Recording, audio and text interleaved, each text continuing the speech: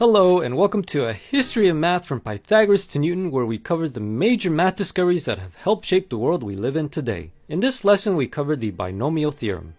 The binomial theorem is the repeated multiplication of x plus y. In other words, it is the algebraic expansion of x plus y raised to the power of n. The theorem as we know it was discovered around the year 1000, but various snippets were discovered throughout history. For example, Euclid expressed the binomial expansion of x plus y squared in geometric terms.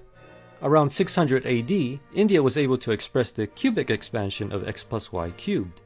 When we expand the binomials, the x and y variables change in predictable patterns depending on the power of n.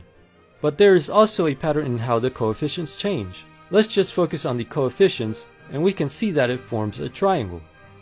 This is commonly known as Pascal's triangle. As we go down the triangle, the sum of the top two entries is placed in the middle below. We can keep on expanding Pascal's triangle in a predictable pattern.